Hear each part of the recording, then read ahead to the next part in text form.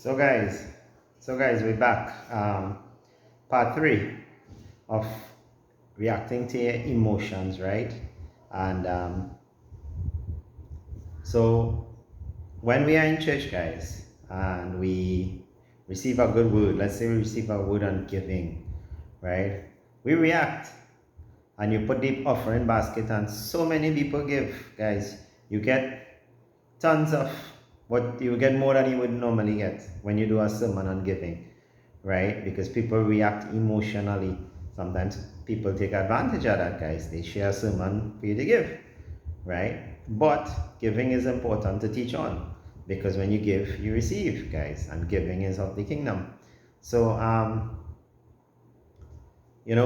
while we, and when they hear the sermon on giving and they give this time around, in a week time or 2 weeks time, they don't give, guys, because they reacted emotionally. They gave out of emotion, right? And they did not give with a genuine heart. They did not give with a level head and saying that, hey, this thing actually works, right? Likewise for healing, guys.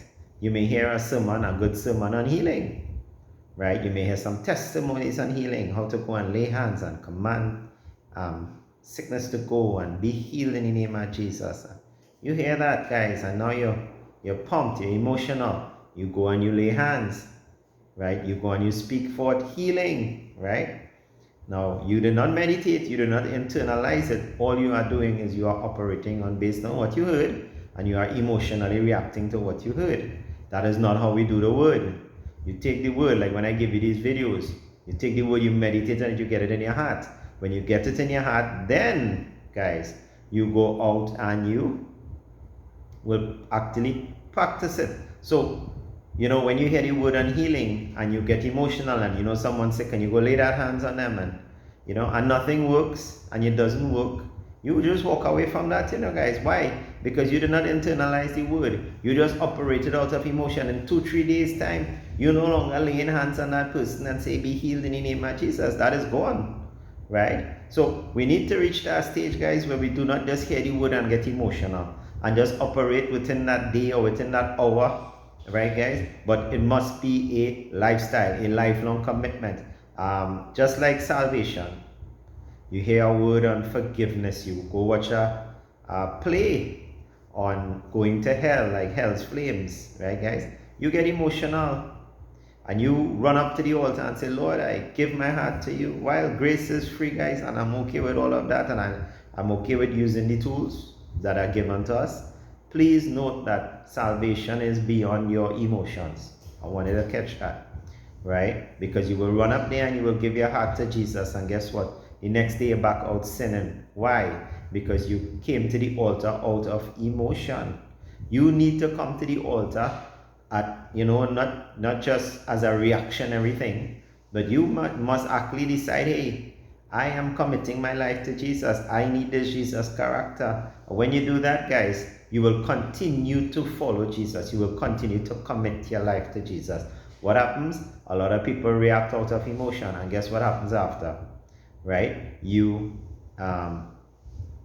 continue living in sin because you did it out of emotion, guys. Remember, when you get born again, you get transformed on the inside, but not on the outside.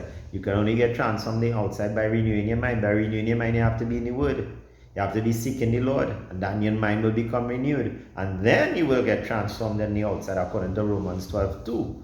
Right? So that's why you see a lot of Christians out there still doing their own thing. They came to the altar out of emotion, guys. And so we need to encourage people, if you are really serious, come to the Lord.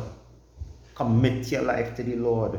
Don't hear a nice word and you hear you're going to hell and you run up and you say, I don't want to go to hell. That's emotional, guys.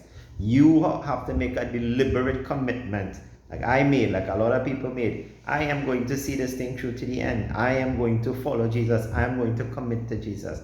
I wanted to catch that. So that's one of the points and emotions I wanted to make. That's a main point, guys. Another thing on emotions is that you need to understand how people operate emotionally, and people take advantage of how people operate emotionally. You will see a murder of a child, guys. You know what you'll do? You'll get really emotional and you'll take it on, and people will protest, and guess what happened? In a week time, that emotion dies down. Emotion does not last, right? And therefore nothing happens. You will see a murder in the country, a murder for innocent, guys, and vigils and all these things, and guess what? It dies down, right? You will see somebody corrupt, doing something corrupt, a government official, guys, and you will get emotional and heated, and within a week or 2 weeks, dies down. And guess what? These guys understand that. They understand when they do wrong, you will get emotional and heated for a small period of time, and guess what happens after? You forget about it. And guess what? Nothing gets done. Why? Because you operated out of emotion. Guys, let us not operate out of emotion. If that is a wrong, stay on the case until the wrong gets corrected. Don't just get vexed for the moment and then you go back to living your normal life. I mean, murders, we are having 500 and 600 murders a day, a year, right? And no one cares anymore. Why? Because there's no emotion in it again. Because we have been trained to operate on emotion, we've become dead to it. We've become insensitized, right? Just like you see kids begging, we've become insensitized to that. There's no more emotion, so we don't care anymore. Why? Because we are operating out of emotion. If there's no emotion, we don't care, guys. And they understand that if you become insensitized to something, you're not going to care anymore, and they could do whatever they want and get away with it. I wanted to catch that, guys. Do not be emotion based. Be rational. Say, hey, this thing is wrong, I'm going to stick with this. You cannot be doing that, right? And operate from that standpoint. I wanted to catch that. Emotion, guys, causes you to make irrational decisions, right? Look at the Israel-Iran war. I'm going to show you both sides of the equation here, guys. The Israel war, what happened to them was wrong, was very bad, right? And therefore they decided to operate out of emotion, out of anger, right, guys? And out of anger, they may be doing the wrong things. They may be making the wrong decisions, while they are right to go after the criminals, guys. And I'm glad they're doing that, right? They may be making mistakes along the way and doing the wrong things along the way. Why? Because they are reacting out of emotions. They are not thinking. They are not operating level-headed. Now, I also believe, guys, because I'm just trying to make a point here, right, that they do have people in the background rationalizing and thinking all these things and not just operating out of emotion. I would assume the first 2 weeks, 3 weeks was out of emotion, but I think now it's more strategic and more aligned, right? I also think that, they're not, this whole thing is not just emotional.